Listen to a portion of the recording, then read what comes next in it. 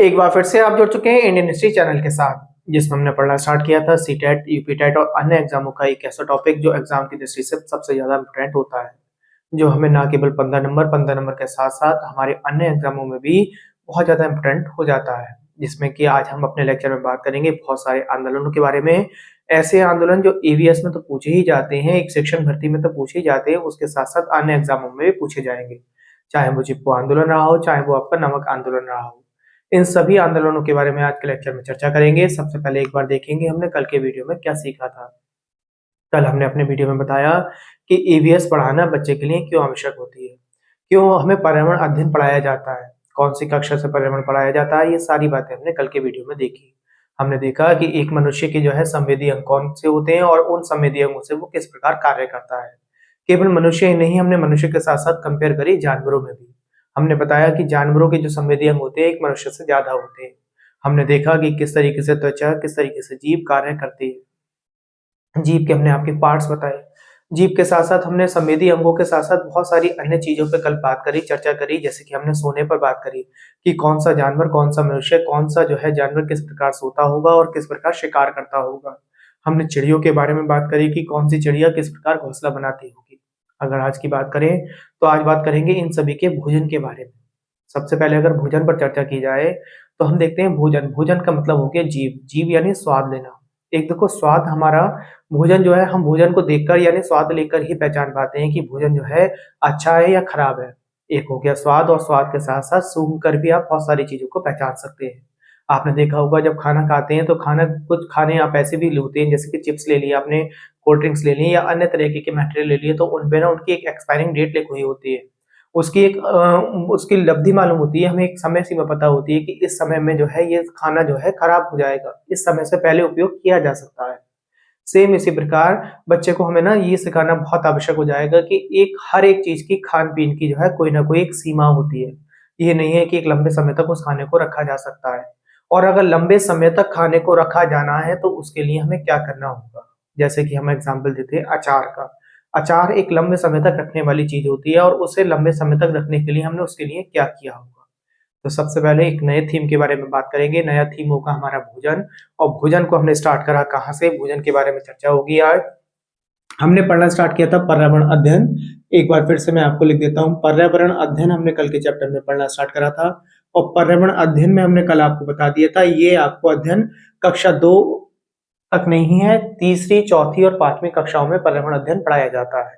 ठीक, पर्यावरण अध्ययन में अगर आज का जो टॉपिक होगा हमारा पहला टॉपिक हो जाएगा भोजन। देखिए भोजन, भोजन के लिए आपको ध्यान रखना बच्चे को क्या बताना है। भोजन को आप जो पहचान करते हो या तो उसे स्वाद से करोगे, स्वाद का मतलब हो गया जीभ से करोगे आप, सबसे इंपोर्टेंट चीज। इसके साथ साथ आपको ये बताएंगे सूंघ कर भी भोजन को पहचाना जाता है। बच्चे को दिखाओगे कि आप बहुत सारी चीजों को ना सूंघ लेते हो, सूंघने के बाद बता देते हो ये चीज खराब हो गई या सही है। तो सूंघने के लिए नाक का उपयोग करेंगे। और कल के लेक्चर में हमने आपको ये बता दिया है, अगर आपको एक बार कल किसी ने आज का लेक्चर से पहले कल का लेक्चर एक बार जरूर देख ले, क्योंकि कल के लेक्चर में हमने बताया है कि नाक जो है सूंघने का कार्य किस प्रकार करती है, उसमें कौन से जो है एक खास तत्व पाया जाता है जिसके कारण जो है नाक पहचान पाती है कि चीज सही है या खराब है। ये दोनों बातें आपको ध्यान रखनी है। आगे की अगर बात करें, देखिए कोई भी भोजन को हम कैसे पहचानेंगे, या तो सूंघ कर पहचानेंगे या सूंघने के साथ साथ स्वाद लेकर पहचानेंगे। ठीक, अब बच्चे को आपको सिखाना होगा कि हमें सही खाना खाने का प्रोसेस क्या है, क्या है हमारी क्रिया, हम सही तरीके से खाना खाएं। तो आप बताएंगे खाना जो है हमें चबा चबा कर खाना चाहिए और धीरे धीरे खाना चाहिए। तो दूसरा उपयोग आपको जो बताना है, बच्चों को जो समझाना होगा ईवीएस के माध्यम से, ये पेपर में क्वेश्चन पूछा गया है कि जो है खाना खाने की सही विधि क्या है। तो खाना खाने की सही विधि है खाना चबा चबा कर खाएं और धीरे धीरे खाना खाना चाहिए। ठीक है, तो आप इसे लिख लेंगे, खाना चबा चबा कर, खाना चबाकर धीरे धीरे खाना चाहिए, धीरे धीरे खाएंगे आप। ठीक है, इसका मतलब जो है क्यों ऐसा क्यों होता है, ऐसा इसलिए होता है जब खाना जो है मुंह के अंदर सही तरीके से चबा लिया जाएगा तो उसी के अंदर मुंह से ही ना जितनी भी आपके राल वगैरह होगी, जब उससे लिपटना स्टार्ट होगी तो उसका पाचन क्रिया सबसे पहले यहीं से स्टार्ट हो जाएगा। ठीक है, ये ध्यान रखना, देखो पाचन क्रिया ना यही चीज आगे बढ़ने वाली है, वो चीज को हम समझना स्टार्ट करेंगे। ठीक, उससे पहले एक बात और, जब खाना खाता है बच्चा तो बहुत सारी चीजों को बच्चों को आपको ये बताना होगा कि आपको ना अपनी उम्र के अनुसार सही न्यूट्रिएंट्स मिलने बहुत ज्यादा आवश्यक है। वरना कभी कभी क्या होता है कि अगर मान लीजिए बच्चे की सही उम्र 10 वर्ष है और 10 वर्ष वाला बच्चा जो है लगभग 6 वर्ष का या 5 वर्ष का या 4 वर्ष का दिखाई दे रहा होता है, तो उसका मतलब आप बच्चे को सिखाएंगे कि जो है बच्चे के जो है खाने में सही तरीके से न्यूट्रिएंट्स नहीं मिले। उसे हरी सब्जियां भी खानी चाहिए थी, दालें भी खानी चाहिए थी, दूध भी पीना चाहिए था। इस कारण जो है उसे सही से न्यूट्रिएंट्स नहीं मिल पाए और सही तरीके से न्यूट्रिएंट्स नहीं मिलने की वजह से उसका जो है पोषण सही से नहीं हो पाया।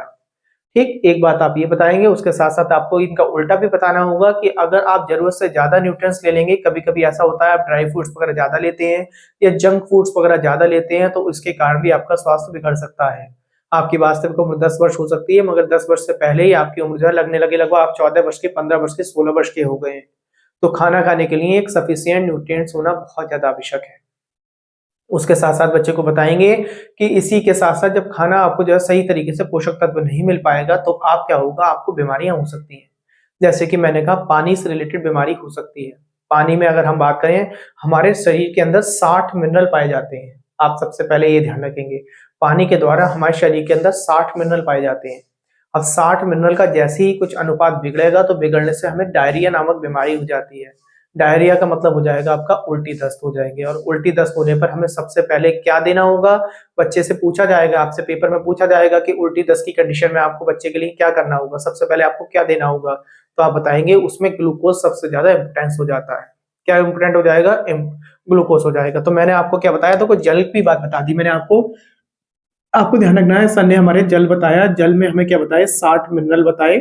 60 मिनरल के साथ साथ हमारे शरीर के अंदर 60 मिनरल पाए जाते हैं। जब इनका औसत बिगड़ता है तो औसत बिगड़ने से क्या होगा, हमें जो है डायरिया नामक रोग हो जाएगा। डायरिया का मतलब हमने बता दिया, डायरिया का मतलब होता है आपका उल्टी दस्त हो जाएगा। ठीक है, डायरिया नामक रोग हो जाएगा, और डायरिया नामक रोग होने से क्या होगा, आपको ग्लूकोज देना होगा। ग्लूकोज जो है शरीर में जो है जो मात्रा की कमी होती है, हमारे अंदर जो मिनरल्स की कमी होती है, तो ग्लूकोज सबसे तेजी से उसे पूर्ण करता है। ये बात भी आपको याद हो गई होगी। ठीक है, आप ध्यान रखेंगे पानी में कितने मिनरल्स खुले हुए होते हैं, पेपर में पूछेगा आपसे, आप बताएंगे 60 मिनरल्स होते हैं। आपसे पूछा जाएगा कि जो है डायरिया नामक रोग में आपको क्या करना है, तो आप बताएंगे सबसे पहले ग्लूकोज देंगे। ग्लूकोज क्या कार्य करता है, तो बताएंगे ग्लूकोज जो है बहुत जल्दी से ताकत बढ़ाने की कार्य करता है, बहुत तेजी से ताकत देता है। ठीक है, अभी हमने देखो पाचन की बात करी थी, हमने कहा था मुंह से ही चीजों का पाचन होना स्टार्ट हो जाता है। ठीक, जब हम पाचन की बात कर रहे हैं तो एक कहानी आपके यहीं से जुड़ती है। कहानी पूछी जाती है आपसे कि एक व्यक्ति था, एक जो है ना आर्मी में एक व्यक्ति था, उसका नाम था मार्टिन। एक व्यक्ति था मार्टिन, मार्टिन को क्या हुआ, पेट में गोली लगी। तो आपसे पूछा जाएगा, ठीक है, तो मार्टिन को पेट में गोली लगी, चौथा पॉइंट करके लिख देते हैं, हमने लिखा मार्टिन को गोली कहाँ लगी है, मार्टिन को लगी है पेट में गोली। ठीक है, पेट में गोली लगी पहली बार। अब पेट में गोली लगने के बाद वो क्या होगा, डॉक्टर के पास जाएगा। डॉक्टर के पास जाएगा, वो पूछेंगे डॉक्टर कौन से डॉक्टर के पास गया, तो आप बताएंगे डॉक्टर बोमोट के पास गया था। किसके पास गया था, डॉक्टर बोमोट के पास गया था, डॉक्टर बोमोट। और जब डॉक्टर बोमोट के पास गया होगा तो पेट में ना छेद हो चुका था। जब छेद हो चुका होगा तो उन्होंने ना, जब गोली निकाली होगी, गोली निकालने के बाद उन्होंने देखा पेट के अंदर जो जो जिसमें खाना स्टोर होता है वो क्या हो रही है, अंदर की जो मांसपेशियां हैं वो उलट पलट हो रही है, बार बार ऊपर नीचे हो रही है। इसका मतलब उन्होंने सोचा कि इन्होंने जो भी खाया है वो पेट तो अपने आप से जो है पाचन कर रहा है, और पेट पाचन कर रहा है। इस चीज को मतलब जो है उन्होंने पहचानने के लिए कि पेट बार बार सिकुड़ रहा है और बार बार फूल रहा है, इसका मतलब खाना क्या हो रहा है, उथल पुथल हो रहा है, ऊपर नीचे हो रहा है।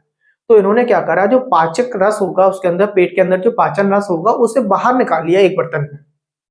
ठीक है, तो इसमें आप ध्यान रखेंगे कि डॉक्टर बोमोट ने क्या करा है, पाचन रस बाहर निकाला। पाचन रस बाहर निकाला, और पाचन रस बाहर निकालने के बाद उन्होंने उसमें एक रोटी का टुकड़ा डाला, और रोटी का टुकड़ा डाला तो रोटी का टुकड़ा डालने के बाद देखा कि जैसे कि हम पानी में रोटी का टुकड़ा डालते हैं तो कुछ समय बाद रोटी का टुकड़ा गलने लगता है बिल्कुल, और ऐसे ही हमने उसमें रोटी का टुकड़ा डाला तो देखा तेजी से गला। अब इससे हमें क्या सबक मिला, इससे हमें मिला कि जो पाचक रस जो होता है वो भोजन पचाने में सबसे ज्यादा मदद करता है, जो पेट के अंदर पाया जाता है। तो आप ध्यान रखेंगे, बच्चे को हमने क्या समझाया, बच्चे को हमने ये समझाना चाहा कि पेट के अंदर एक पाचक रस पाया जाता है, और वो जो है जितना भी भोजन खाते हैं हम उसे तेजी से जो है अंदर ही जो है पचाने का कार्य करेगा। आपके अंदर जैसे पेट के अंदर भोजन पहुंचेगा तो पहुंचने के बाद वो अपने आप ही पेट के अंदर की जितनी भी संक्रियाएं होंगी वो कार्य करना स्टार्ट कर देंगी। ठीक, सही खाना सही सेहत, मैं आपको बता चुका, सही खाना सही सेहत का मतलब क्या है कि आप जितनी उम्र है उस उम्र के अनुसार जितने न्यूट्रिएंट्स का आपके खाने की आवश्यकता होगी वो खाना जो है आपको देना स्टार्ट करना है। जैसे कि अभी देखिए केरल सरकार ने क्या करा है, केरल सरकार ने क्या करा, बच्चों को ना न्यूट्रिएंट्स पैदा करने के लिए जो स्कूलों में जो है मिड डे मील की योजनाएं होती हैं, तो ऐसी कंडीशन में उन्होंने कहा कि दूध के साथ साथ अंडा भी दिया जाए बच्चों को। तो अंडा क्यों कर दिया, अंडे से क्या होगा, उनके अंदर जो है शरीर में जितने भी न्यूट्रिएंट्स की कमी बन रही होगी वो धीरे धीरे उन कमी को ना दूर करते चले जाएगा अंडा। इस तरीके से आपको ये तरह तरह की चीजें बताते हुए चलनी है आपको। आगे बढ़ते हैं, क्या है देखिए, उड़ीसा में एक स्थान है कालाहांडी, वहां पे चावल बहुत अधिक पैदा होता है। आपसे पूछा जाता है कि जो है चावल की अधिक पैदावार कहाँ है, तो बताएंगे उड़ीसा में है। उड़ीसा के भी कौन से क्षेत्र में है, वो बताएंगे कालाहांडी में। इसी वजह से उड़ीसा का जो क्षेत्र है, जैसे कि छत्तीसगढ़ की बात करें, अगर छत्तीसगढ़, उड़ीसा, कालाहांडी इनकी सबकी बात करी जाए तो वहां पे चावल की जो है पैदावार ज्यादा होती है, और चावल की पैदावार ज्यादा होने की वजह से उसे धान का कटोरा के नाम से भी जाना जाता है।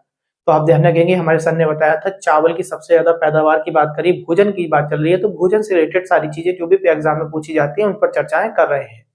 ठीक है, तो उड़ीसा में कालाहांडी है, कालाहांडी में चावल की अधिक से अधिक जो है पैदावार होती है।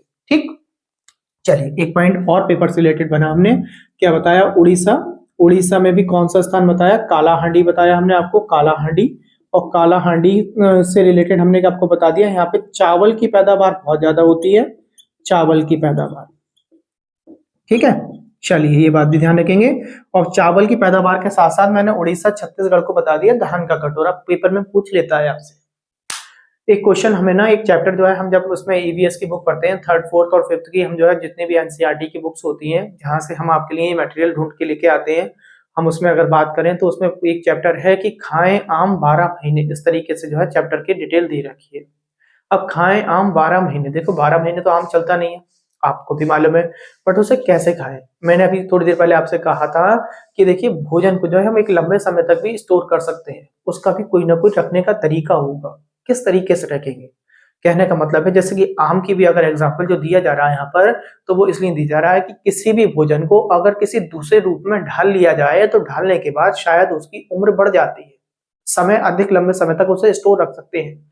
जैसे आम है, आम को क्या करा हमने, काटने के बाद उसका अचार बना लिया। अब अचार बनाने के लिए आप करते क्या है, माता जी वगैरह जब अचार बनाती थी, घर में बनाती हैं, तब आपने देखा होगा वो क्या करती हैं, सबसे पहले उस पे ना आमों को काटने के बाद जब सुखाती हैं तो उन पे नमक लगा देती हैं।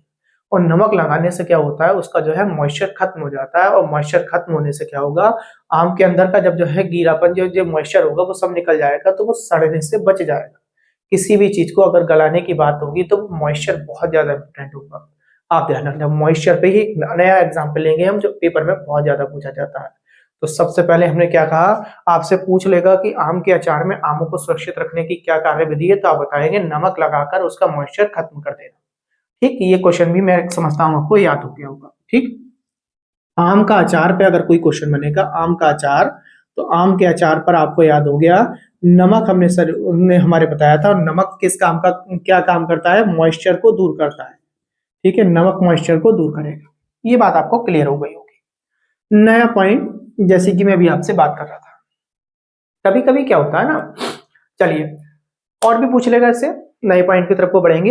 एक और पूछा जाता है इसी तरीके से खराब होने में, जैसे कि दूध को पूछ लेगा, छोटे छोटे बच्चों से जो है आप कैसे उनकी मेमोरी बढ़ाएंगे, वो दूध को पूछ लेगा कि दूध को खराब होने से कैसे बचाया जा सकता है।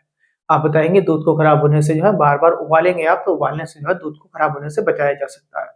आपसे पूछ लेगा कि जो है बच्चे से को ज्ञान दीजिए कि हरा धनिया है, अगर हरा धनिया को किस तरीके से बचाया जा सकता है।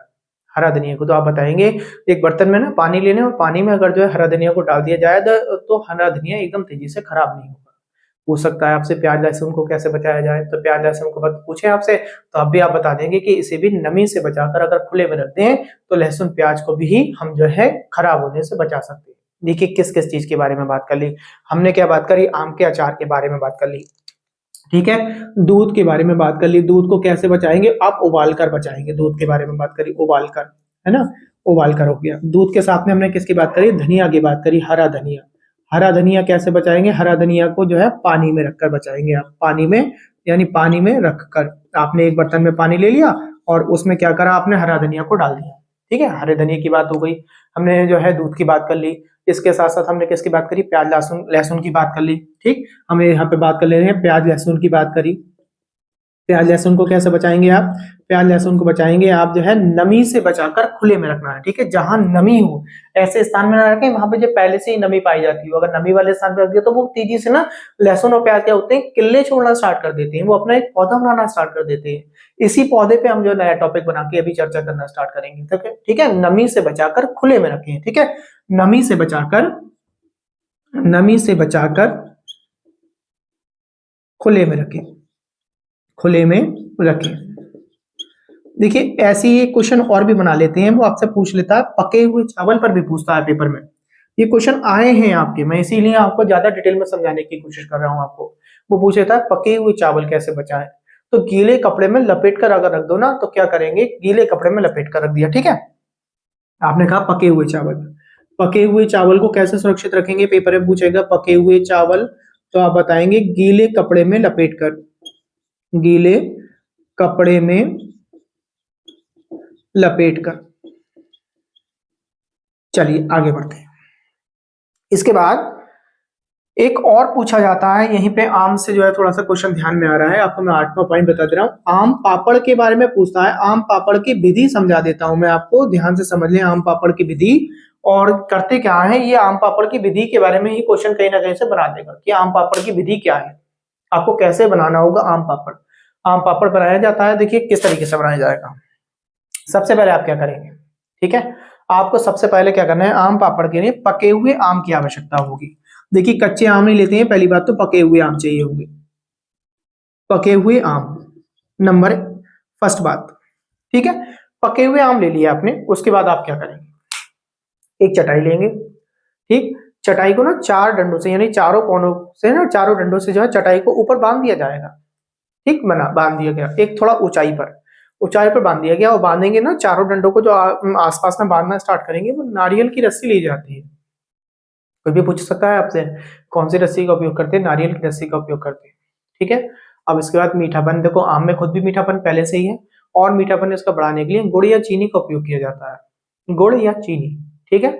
और उसे क्या करते क्या है, इन सबको ना मिलाने के बाद अच्छी धूप में ना पतली सी परत बना दी जाती है इसकी, लिक्विड बना के। आम का रस जब निकालोगे, आम को जब गूंथोगे तो गूंथने के बाद एक तरीके का लिक्विड बन जाएगा, फिर चीनी या तुमने गुड़ डाला तो वो उधर से लिक्विड छोड़ेगा। इस तरीके से जो एक लेप बन जाएगा ना, उसे जो एक तुमने 4 डंडों के ऊपर रस्सी बनाकर ऊपर जो चटाई बिछाई है, एक मचान टाइप की जो बनाई है, उस मचान पर अच्छी तरीके से मिला दिया जाता है, फैला दिया जाता है। एक पतली सी परत आपने बना दी। इसके बाद पूरे दिन धूप लगी, इसे ना क्या करते हैं, साड़ी वगैरह से ढक दिया जाता है किसी हल्के कपड़े से, ठीक है, जिससे धूप भी लगती रहे और धूप के साथ साथ उस पर ना किसी तरीके की गंदगी वगैरह नहीं आए, ठीक। इसके बाद क्या करेंगे, हमने कर दिया, हमने जो है धीरे धीरे पूरा दिन उसे धूप में रखा, तो एक लेप बनकर तैयार हो गई, सूख सी गई लेप। ऐसे धीरे धीरे अगले दिन करेंगे, फिर तो अगले दिन करेंगे, फिर अगले दिन करेंगे, तो लगभग 7 दिन तक ये प्रोसेस किया जाता है। और 7वें दिन जाके देखते हैं हम कि आम पापड़ जो होता है उसकी एक लेयर बन के एक मोटी सी परत तैयार हो जाती है, जो खाने योग्य हो जाती है। ये बात आपको ध्यान रखेंगे, ठीक है। आम पापड़ की विधि पूछे तो आप बता देंगे आप, ठीक। आगे बढ़ते हैं।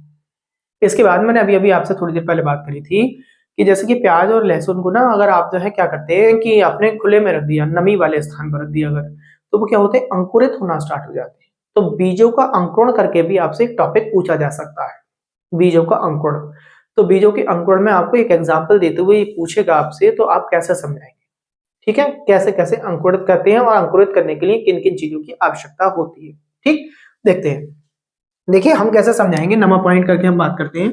1 2 3 4 5 6 7 8 9, 8 के बाद आ गया 9। आपने क्या करा, 3 बाउल ले लिए, पहला बाउल, दूसरा बाउल, और बाउल के साथ में एक तीसरा बाउल आपने ये ले लिया, 3 बाउल ले लिए। इन तीनों बाउलों में क्या करा, पहले बाउल में तो आपने क्या करा, जल यानी पानी, और पानी में क्या करा आपने, चने के दाने डाल दिए पहले बाउल में। दूसरे वाले बाउल में क्या करा, आपने गीली रुई ले ली। इसमें तो क्या लिया था आपने, पानी लिया, पानी के साथ साथ चने के दाने ले लिए, ठीक है, चने के दाने, ठीक है भाई। आगे बढ़े, इसमें क्या करा, गीली रुई ले ली आपने, गीली रुई प्लस उसमें चने के दाने। देखिए गीले रुई यहाँ पे मिट्टी की तरह काम करेगी, मिट्टी की तरह, क्योंकि मिट्टी के अंदर भी मॉइस्चर पाया जाता है। मिट्टी के अंदर 25% मॉइस्चर पाया जाता है, ध्यान रखना, मिट्टी में कितने परसेंट मॉइस्चर है, 25%, ठीक है, इसलिए गीली रुई ली गई। इसमें गीली रुई ले ली और गीली रुई के अंदर क्या करा हमने, चने के दाने इस तरीके से फंसा दिए। चलिए आगे बढ़े। तीसरे में क्या करा, तीसरे में केवल हमने क्या है, चने ले लिए, यहाँ पे चने के दाने ले लिए तीसरे वाले। ठीक है, यहाँ पे चने के दाने हैं। अब हमने देखा कि सबसे पहले अंकुरित किस में होना स्टार्ट होंगे, या अंकुरित के साथ साथ सही तरीके से बढ़ना किस में स्टार्ट करेंगे, अंकुरित तो होंगे। अंकुरित के लिए हमने क्या करा, अब आपको क्या क्या चीजों की आवश्यकता होती है। देखिए मैंने अभी आपसे बोला मिट्टी, और मिट्टी में नमी बोला है मैंने, यानी पानी बोला आपको। तो मिट्टी प्लस पानी, दो चीजें चाहिए आपको, उसके साथ साथ वायु भी चाहिए। तो मिट्टी प्लस पानी प्लस वायु, ये सारी चीजें किसमें मिल रही होगी, ये मिलेगी दूसरे वाले में। तो दूसरे वाले में तेजी से अंकुरित होंगे, और अंकुरित के साथ साथ एक पौधा अच्छा बनेगा पौधा हमारा। पहले वाले में भी अंकुरित होंगे, मगर अंकुरित होने के बाद क्या होगा, इसमें खराब जल्दी हो जाएंगे, इसमें खराब हो जाएंगे, बट ये कभी खराब नहीं होंगे, क्योंकि जो गीली रुई जो है वो एक तरीके से इसे क्या प्राप्त करा रही होगी, इससे जो है मॉइस्चर देती जा रही होगी, मॉइस्चर देती जा रही होगी, नमी देती चली जा रही होगी। और यहाँ पे क्या होगा, पानी क्या होगा, वो धीरे धीरे से गलाना स्टार्ट कर देगा, अंकुरित तो करेगा मगर खराब कर देगा। तो इस वाले हमने प्रोसेस से क्या सीखा, हमने सीखा कि किसी पौधे को जो है आगे अंकुरित होने के लिए, किसी बीज को अंकुरित होने के लिए मिट्टी के साथ साथ पानी और वायु की भी आवश्यकता होती है। इसमें उसे पानी तो मिला, बट ना मिट्टी मिली और ना मिट्टी के साथ में सही तरीके से एयर मिली। ठीक है, यहाँ पे क्या था, रुई में डूबा हुआ था, इसे एयर भी मिल रही थी, क्योंकि रुई क्या थी, धीरे धीरे हवा भी ले रही होगी, रुई का पानी सूख भी रहा होगा, और पानी को आपको सूखने नहीं देना है, धीरे धीरे उसे जो रुई है उसे गीला रखना है। एक क्वेश्चन तो आपका ये तैयार हुआ। दूसरा क्वेश्चन मैंने अभी आपको बोला कि मिट्टी में कितने परसेंट जो है नमी पाई जाती है, पेपर में पूछेगा आपसे तो आप बताएंगे 25% नमी पाई जाती है। मिनरल कितने परसेंट पाया जाता है, तो 40% मिनरल पाया जाता है, आपको ये भी ध्यान रखना है। ठीक है, तो मिट्टी में मैं आपको यहीं पे क्वेश्चन बना के बता देता हूँ कि मिट्टी में अगर बात करें, मिट्टी में नमी कितनी मिलेगी आपको, नमी मिलेगी आपकी 25%। और अगर हम बात करें मिनरल की बात करें, तो मिनरल मिलेगा आपको 40%, मिनरल होगा आपका 40%। ये बात देखो, धीरे धीरे चीजों को समझने से याद होती है, और आपको धीरे धीरे याद होती जाती है। इसके बाद हमने एक पौधा आपसे पूछा, शिकारी पौधा, जिसे निपेंथीस करके बोलते हैं।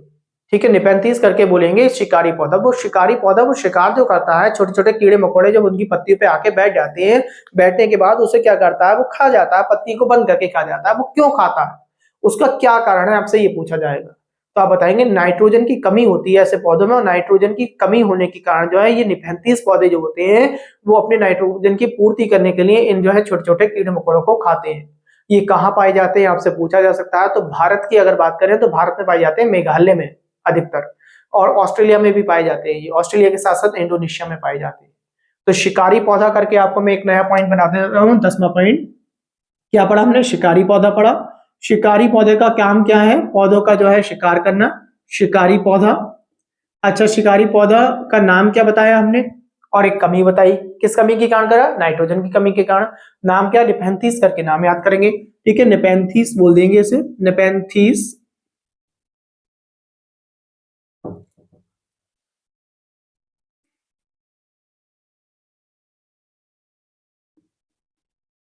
निपेंथीस। ठीक है, और इसमें किसकी कमी होती है, नाइट्रोजन की कमी होती है। भारत में कहाँ कहाँ पाया जाता है, भारत में पाया जाता है मेघालय में अधिकतर, मेघालय हो गया। और कौन कौन से देश की बात करें, अगर कोई देश पूछ रहे तो आप बता देंगे ऑस्ट्रेलिया में पाया जाता है। और भी पूछ रहे, अगर एक और आपका एग्जांपल देते तो आप बता देंगे इंडोनेशिया, बताया था हमारे सर ने, इंडोनेशिया। तो इनकी चीजें याद हो जाएंगी, तो आपको जो है ये चीजें आसान लगने लगेगी। ठीक है, तो यही चीज पर्यावरण में अधिकतर पूछता रहता है, अधिकतर जो पूछेगा वो चीजें आपको मैं आपको बताता जा रहा हूँ, याद होती जा रही है। इसके बाद बीजों का प्रयोग कहाँ होता है। अब बीजों का उपयोग पूछें तो बीजों का उपयोग देखते हैं, मसालों में हमारे बीज होते हैं बहुत सारे, जैसे कि काली मिर्च हो गई, या हमने कहा इलायची वगैरह हो गई, इनमें सब बीज पाए जाते हैं, मसालों में होता है। सब्जी जब बनती है, तो जब सब्जी हम बोई जाती है तो उसमें बीजों का उपयोग करते हैं, बीज बो दिया जाता है। उसके बाद जो है धीरे धीरे हम क्या करते हैं, खेतों में बो देते हैं उन्हें, और बोने के बाद क्या होगा, फसल उगाएगी। बीज बोने से पहले अगर आप किसान के घर से जो है थोड़ा बहुत भी किसी तरीके से बिलोंग करते हैं तो आपको मालूम होगा, उन बीजों को जो है अच्छी प्रकार जो है रात को भिगो दिया जाता है, और सुबह को उन बीजों को निकाल के खेतों में बो दिया जाता है, जिससे जो है अच्छी तरीके से फसल अंकुरित होकर निकल आए। ठीक है, फलों में भी यूज किया जाता है, फल वगैरह में बीज निकलते हैं, और उन बीज को फिर जमीन में अगर जो है दोबारा से लगा दिया जाए तो पेड़ निकल आता है। तो इस तरीके से आपको ध्यान रखेंगे, ये क्वेश्चन यहाँ से बन सकता है। आप पूछ रहा है वो अच्छे बीज कौन से होते हैं, अच्छे बीज कौन से होते हैं, और खराब बीज कौन सा होता है। अगर आपने अच्छे बीज समझ लिए तो खराब बीज आपको अपने आप याद हो जाएगा। तो बीज वो आपके अच्छे होते हैं जो पानी के अंदर जो है नीचे बैठ जाते हैं, यानी बीज जो भारी होगा। हल्के बीज जो होते हैं वो पानी के ऊपर तैरते रहते हैं, इसका मतलब बीज खोखला है। खोखला होने की वजह से बीज के अंदर कोई भी अधिक उसमें उपजाऊ तत्व नहीं पाए जाते। तो आप बता देंगे, आपसे पूछे आपको 4 एग्जाम्पल देंगे कि अच्छा बीज का उदाहरण कौन सा है जो पानी के ऊपर तैर रहा है, या पानी के अंदर डूब गया है, या पानी के अंदर कुछ समय तक तो जो है डूबा रहा उसके ऊपर आ गया। इस तरीके से कुछ भी ऑप्शन बना के दे सकता है। तो आप बता देंगे अच्छे बीज कौन से होते हैं। अच्छे बीज वो होते हैं जो पानी के अंदर नीचे बैठ जाते हैं, और खराब बीज जो होते हैं कि पानी के में जो तैरते रहते हैं वो बीज खराब होंगे। ठीक है, खराब बीज करके मैं लिख देता हूं, वो आपको याद हो जाएगा। ठीक, खराब बीज कौन से होंगे आप बताएंगे। खराब बीज पूछा जाएगा आपसे, तो खराब बीज पानी में तैरता है। पानी में तैरता है, पानी में तैरता हुआ बीज जो होगा, तैरता हुआ, वो क्या होगा, खराब बीज होगा आपका। एक बात आपको ये भी क्लियर होगी। देखिए, बीजों से बनने वाले क्वेश्चन भी क्लियर हो गए, पेट से बनने वाली बीमारियां भी एक तरीके से हमने बता दी। ठीक है, अंकुरित कैसे होता है वो हमने बता दी। एक पूछता है घुमक्कड़ बीज कौन से होते हैं। घुमक्कड़ बीज को ध्यान से समझ लेना। इस घुमक्कड़ बीज के साथ साथ मैं कई आपको प्रोसेस समझाऊंगा घुमक्कड़ बीज का मतलब क्या है। देखिए, घुमक्कड़ बीज वो होते हैं जो मैंने कहा पैदा तो एक स्थान पे हुए, बट वो जो है किसी ना किसी तरीके से, किसी भी एक जरिए से, माध्यम से ना, या हवा की मदद हो सकती है, जानवरों से हो सकती है, पानी से पहुंच सकते हैं, कपड़ों में किसी के लग के जो है पहुंच सकते हैं। तो इस तरीके से वो क्या होते हैं ना, किसी अन्य पौधे के पास, फूल के पास पहुंच जाते हैं। यानी बीज की पैदावार कहीं हुई थी और कहीं और पहुंच गया, इसका मतलब वो घुमक्कड़ बीज हो गया। घुमक्कड़ बीज किस तरीके से, देखिए पौधा जो होता है, पौधे पे जो फूल लगता है, तो फूल के 2 भाग होते हैं, एक होता है मादा भाग, एक होता है नर भाग। ठीक, देखिए मैं समझाता हूं आपको। जैसे कि मैंने आपसे कहा, क्या कहा, घुमक्कड़ बीज की बात हो रही है। घुमक्कड़, घुमक्कड़ बीज, इनके बारे में हम बात कर रहे हैं, घुमक्कड़ बीज के बारे में। चलिए, क्या है, हमने आपसे क्या कहा, फूल होता है। फूल के 2 भाग होते हैं, एक होता है आपका, मैंने क्या कहा, एक तो होता है आपका मादा भाग होगा, एक नर भाग होगा। एक हो गया मादा भाग और एक हो जाएगा नर भाग।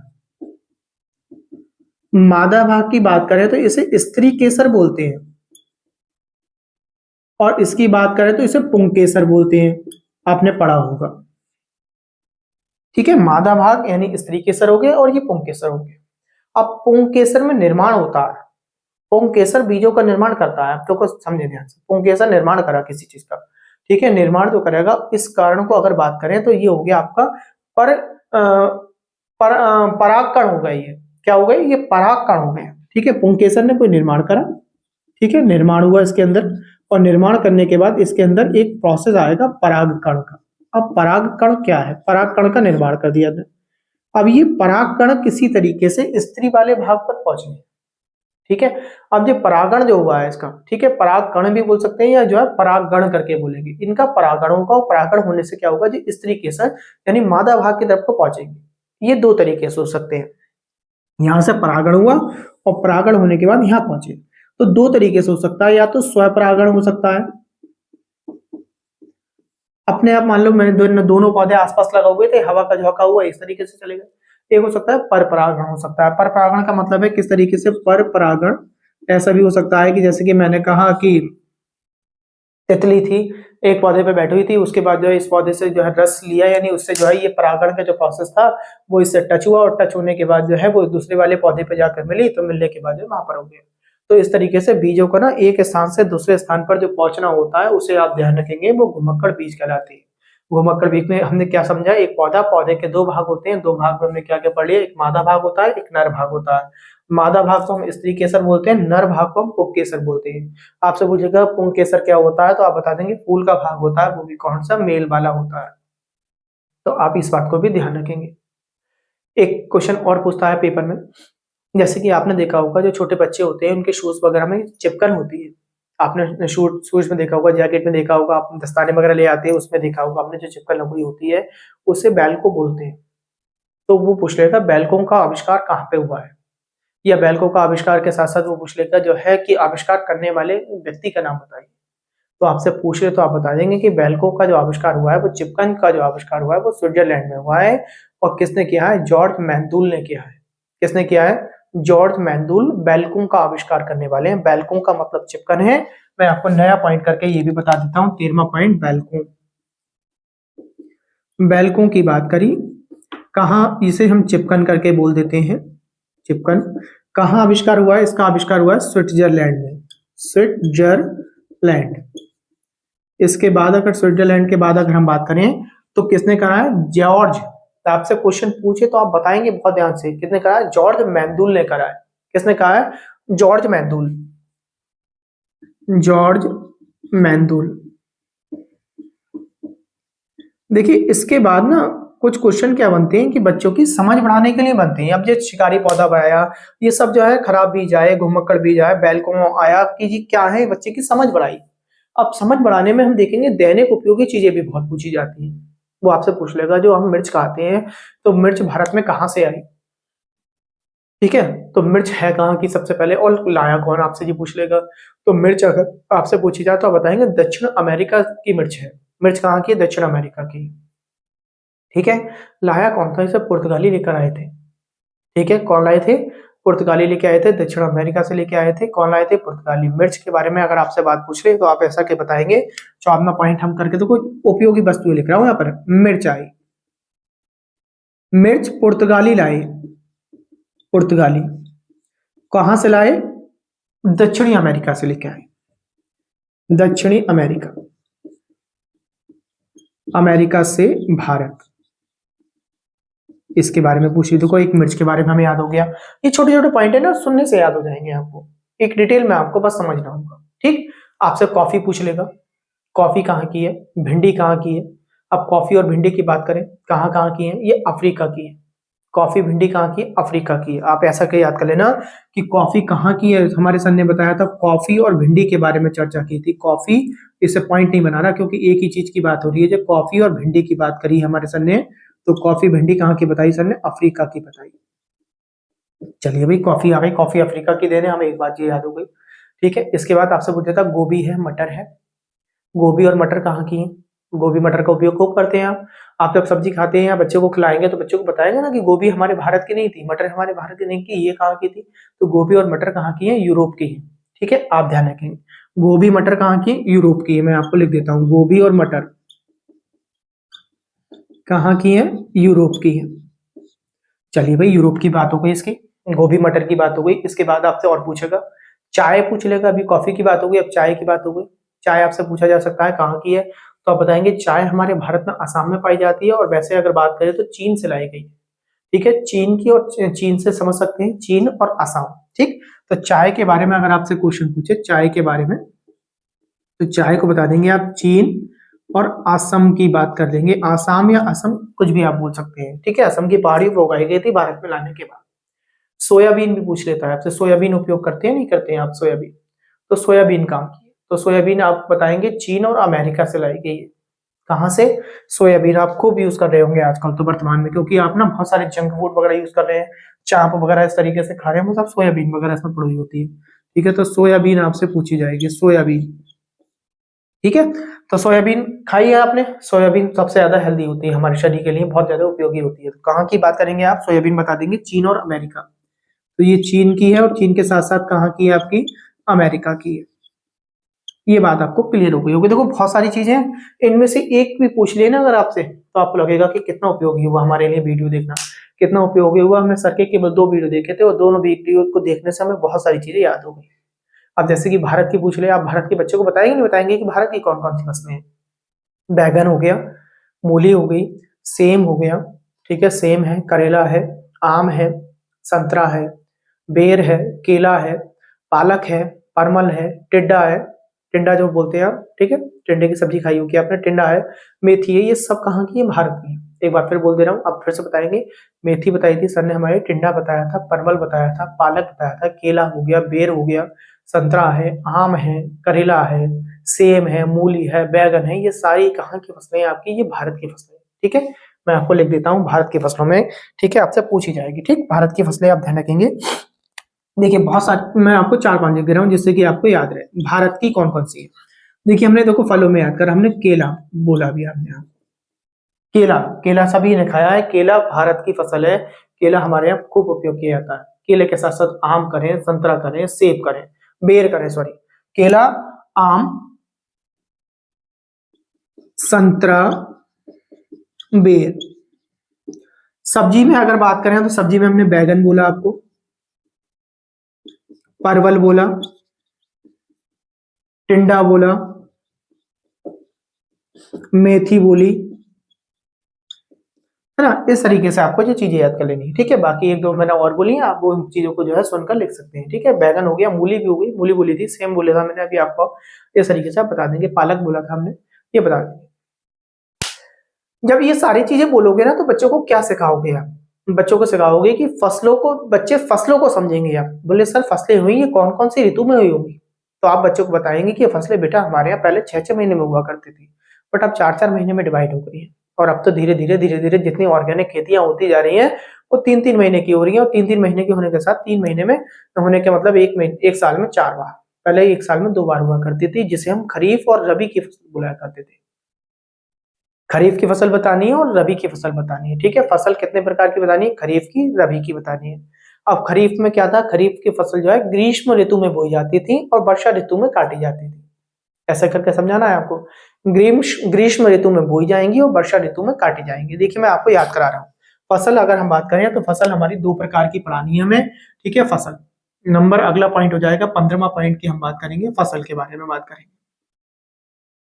फसल बताई हमने कौन सी, एक तो बताई खरीफ, और खरीफ के साथ साथ एक बताई रबी, ठीक है। ये आपकी ग्रीष्म ऋतु में बोई गई, ग्रीष्म ऋतु में बोई गई, ग्रीष्म ऋतु से कब तक होती है? वर्षा ऋतु तक होती है, ठीक है। एक बात हमने ये बात करी। देखिए अभी ना खरीफ को ही मैं थोड़ा सा और क्लियर कर देता हूं, फिर उसके बारे में लिखना स्टार्ट करेंगे, जिससे कि खरीफ समझ में आ गया तो सब कुछ समझ में आ गया। अब खरीफ की कौन कौन सी फसलें होती हैं आपसे ये पूछी जा सकती है, खरीफ की फसलों के बारे में आपसे पूछेगा, है ना। तो अभी जैसे ग्रीष्म ऋतु कब कब है ऐसे भी पूछा जा सकता है। तो ग्रीष्म ऋतु की बात करें, गर्मियां हमारी अप्रैल के महीने से जो है स्वाभाविक तौर से आना स्टार्ट हो जाती है और सितंबर तक हमारी ऑलमोस्ट चलती चलती है। तो ग्रीष्म से लेकर और सितंबर में वर्षा रहती है हमारी, ठीक है। सितंबर तक, हम जुलाई अगर सितंबर तक जाए तो वर्षा ऋतु हमारी सितंबर में जाके एंडिंग होना स्टार्ट होगी, ठीक। अप्रैल से सितंबर तक कर ऐसा करके याद कर लेंगे, ठीक है। यहाँ पे मैं लिख देता हूं ऐसे करके, यहाँ पे लिख दिया मैंने अप्रैल से सितंबर की बात हमारे सर ने हमसे कर ली थी, ठीक है। आप इस तरीके से इन चीजों को ध्यान रखेंगे। अब पूछेगा वो फसल कौन कौन सी होती है, खरीफ की फसलों के बारे में बात हो रही है। तो आप एक छोटी सी जो है आपको एक लाइन बता रहा हूँ वो याद कर लेंगे, तो आप बताएंगे इनमें खरीफ में याद करने के लिए, अरे गधे बाजा मत बजा, अरे गधे बाजा मत बजा। तो ठीक है, अरे गधे बाजा मत बजा हमने याद करा, तो इस समय क्या याद होगा? अरे गधे बाजा मत बजा। अरे का मतलब हो गया अरहर से, अरहर है आपकी, ठीक है। अरहर आपने जो है अरहर की दाल जो होती है, ठीक है। दलहन वगैरह जो आएंगी इसमें आएंगी खरीफ में, आप ऐसे करके याद हो गया। दलहन उसमें बता दिया सर ने हमें। अरे का मतलब अरहर हो गया। अरे गधे, गधे का मतलब हो गया गाफर, हो गया आपका गन्ना, ठीक है। गाफर हो गया गन्ना, ठीक है। अरे गधे, तो ऐसा कि गन्ना याद कर लिया आपने बच्चे को याद कराने के लिए। बाजा का मतलब आप जो है किससे करेंगे? बाजरा हो गया आपका, बाजरा। अरहर हो गया, गन्ना हो गया, बाजरा हो गया, ये 3 फसलें देखो कि आपने बच्चों को एकदम तेजी से याद करा दी। इसके बाद हम क्या कर सकते हैं, इसे बता सकते हैं जैसे कि मत का मतलब मक्का हो गया, ठीक है। ये मक्का वगैरह भी दलहन में ही आ जाते हैं। 4 फसलें आपने बता दी, 4 फसलें इस तरीके से याद कर ले, इनमें से कोई आपसे पूछी जा सकती है। अब रबी की फसलों की बात करें तो देखिए अभी हमने क्या कहा था, वो सितंबर के महीने तक जो है चली, सितंबर के महीने मतलब अक्टूबर में जो है ये बोई जा रही होंगी, और जब ये अक्टूबर में बोई जा रही होंगी तो मतलब जाड़े आ गए होंगे, सर्दी आ गई होंगी। जाड़ों के महीने से बोई थी और मार्च तक के महीनों तक इनकी कटाई रहती है, ठीक है। तो जाड़ों में ही बोई गई है, जाड़ों में ही काटी गई है, ठीक है। तो आप ध्यान रखेंगे जाड़ों से जाड़ों तक रहती है, अक्टूबर से मार्च तक की रहती है, ठीक है। तो इसमें रबी की फसलों में हमने क्या करा, जाड़ों से स्टार्ट हुई आपकी, जाड़ों से जाड़ों तक हुई आपकी स्टार्ट, ठीक है। तो हमने क्या करा, जाड़ों से यानी अक्टूबर के महीने से स्टार्ट हुई होंगी, अक्टूबर से कब तक चली आपके? मार्च तक चली होंगी। ये बात आपको क्लियर हो गई होगी। अब इसकी अगर आप जो है रबी की जो है थोड़ा सा ट्रिक याद करें तो रबी की ट्रिक भी बता देता हूं। रबी की ट्रिक में आप ऐसा करके याद कर लेंगे कि रबी की ट्रिक आप याद करेंगे, आज सच में राई ने गेम खेला, आज सच में राई ने गेम खेला।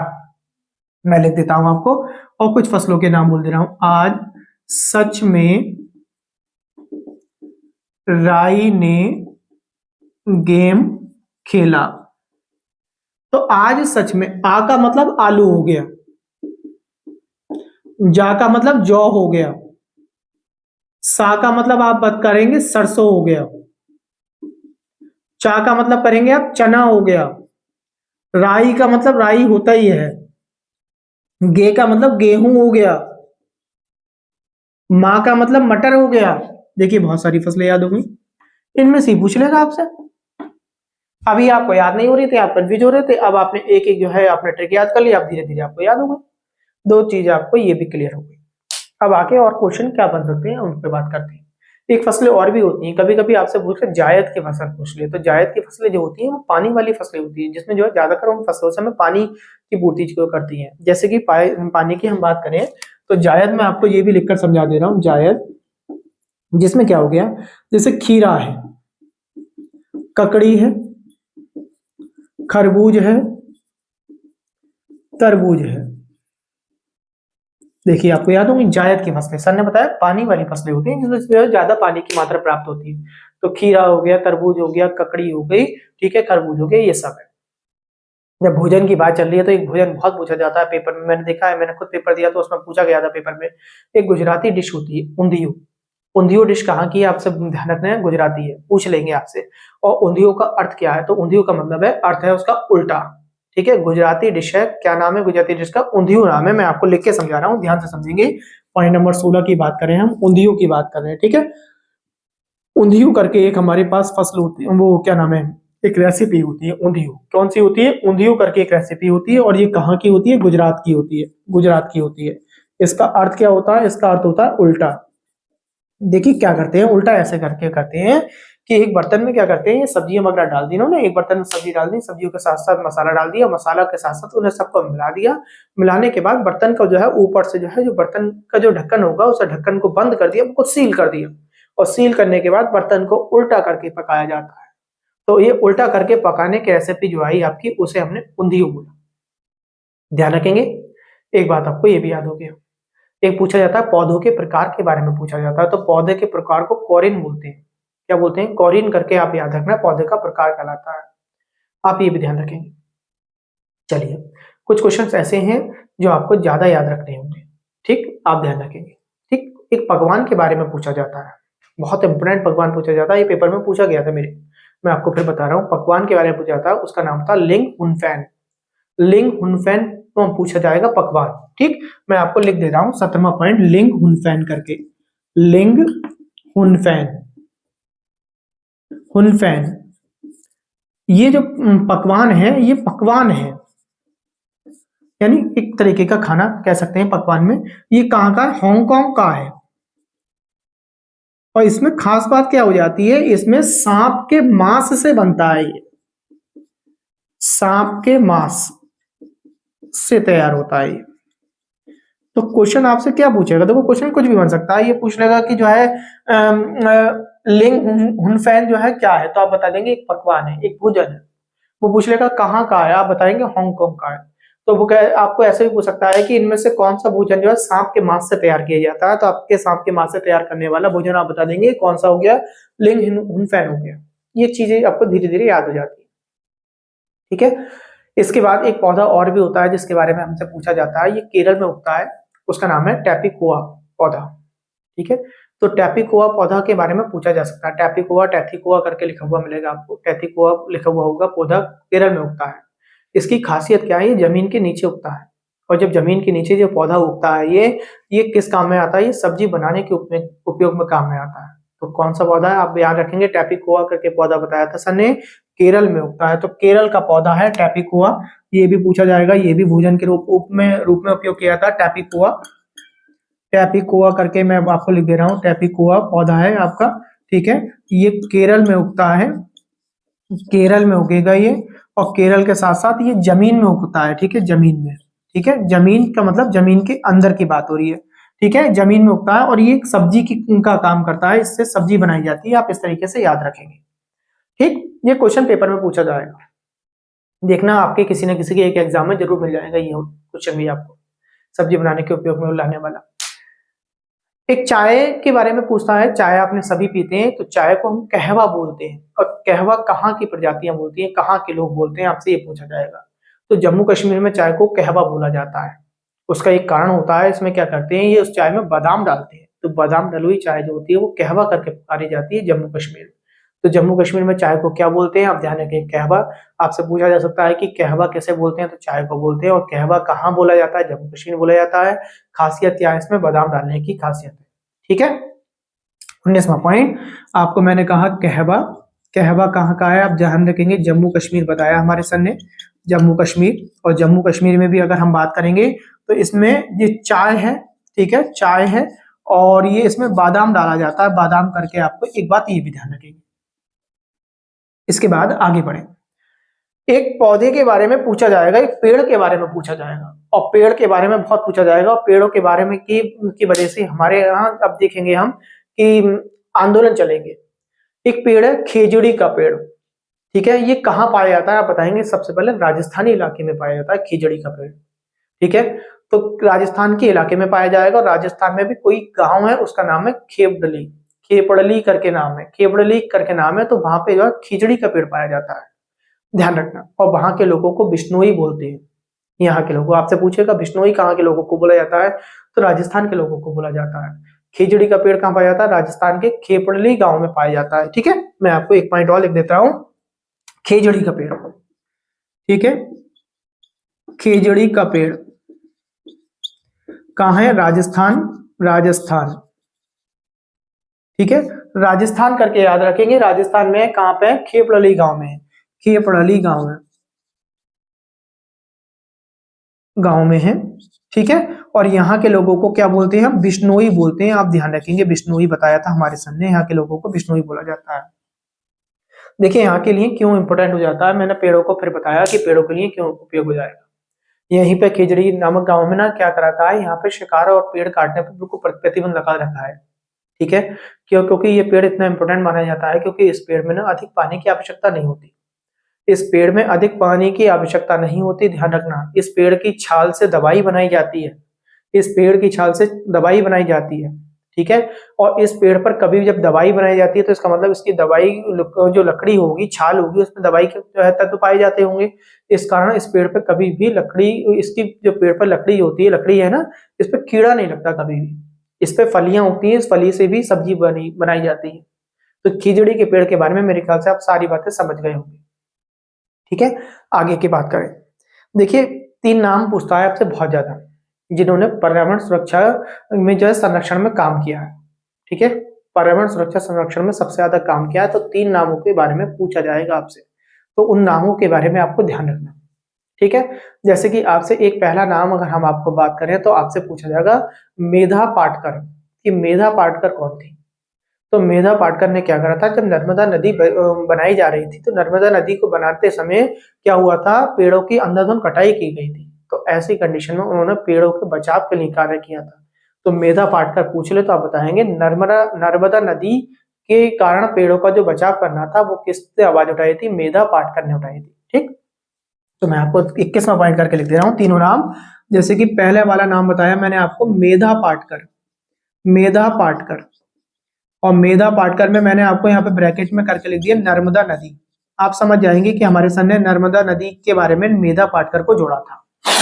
नंबर 1, देखिए पेड़ों के लिए काम करो, पर्यावरण संरक्षण पर काम किए।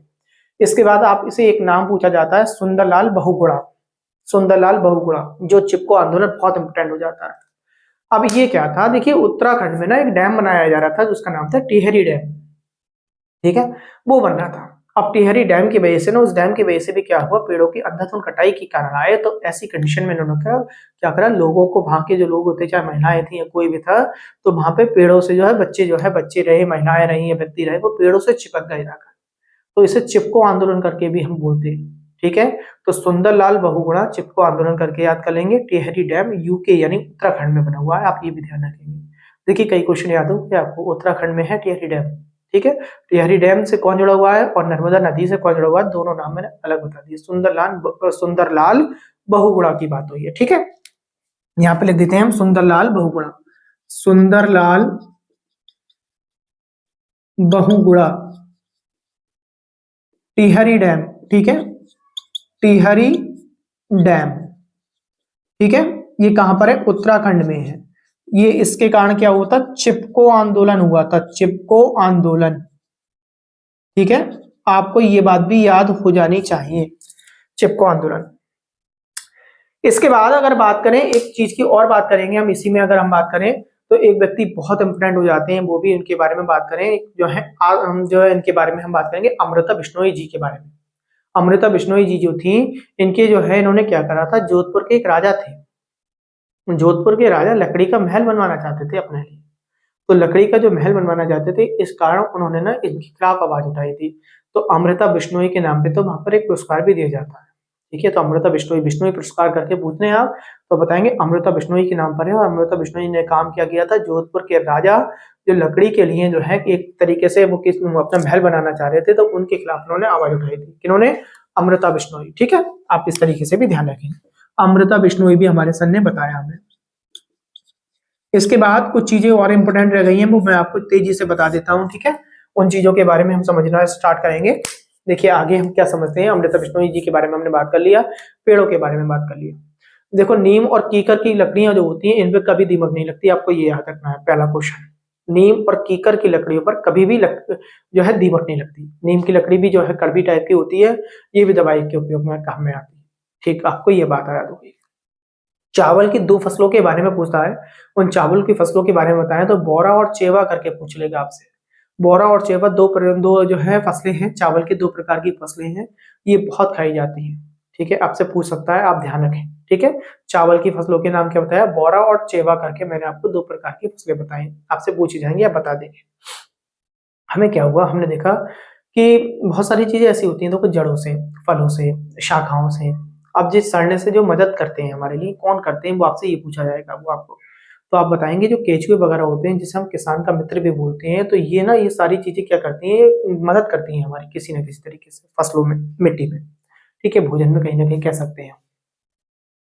मिजोरम में एक त्योहार मनाया जाता है, आपसे ये भी पूछा जाएगा, मिजोरम में एक त्योहार मनाया जाता है, फसल कटने पर जो है हम जो है त्योहार मनाते हैं, वहां पे एक नाच होता है, उसमें त्योहार में जो नाच किया जाता है, नाच के बारे में पूछेगा, मिजोरम का है, उसका नाम है, नाच का नाम है चराओ। चराओ नामक एक नाच होता है, कहाँ पे होता है, मिजोरम में होता है, फसलों के कटने के उद्देश्यों पे होता है, आप ध्यान रखेंगे, ठीक है। इसके बाद अगला जो थीम हमारा बनता है, मैं थीम आपको चलते चलते समझा जाता हूँ, कुछ इंपोर्टेंट बातें बताता जाता हूँ। इसमें एक थीम हमारे लिए बहुत इंपोर्टेंट हो जाता है, पानी।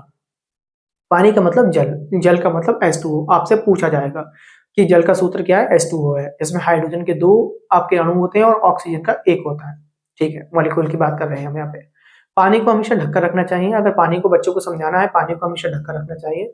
और पानी हमारे रोजमर्रा की जिंदगी में बहुत ज्यादा इंपोर्टेंट हो जाता है।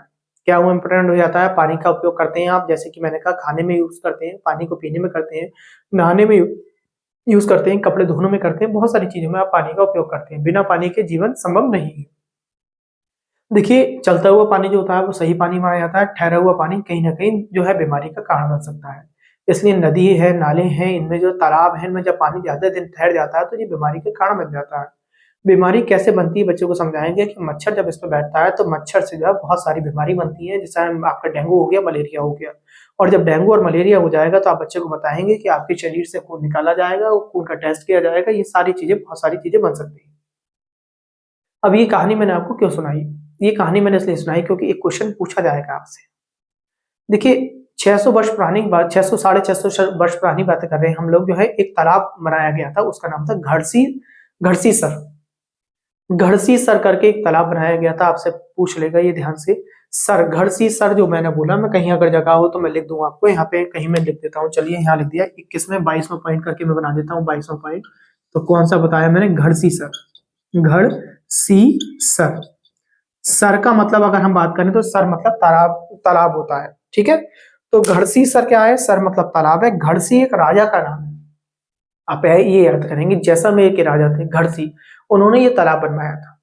इन्होंने जो तालाब बनवाया था, ये तालाब क्या थे, 9 तालाब थे, 9 तालाब थे, लाइन से बने हुए थे। पहला तालाब भर जाता था तो पानी भरने के बाद दूसरे में जाया करता था, दूसरा भर गया तो तीसरे में, तीसरे से चौथे, चौथे पांचवें, इस तरीके से 9 तालाब थे।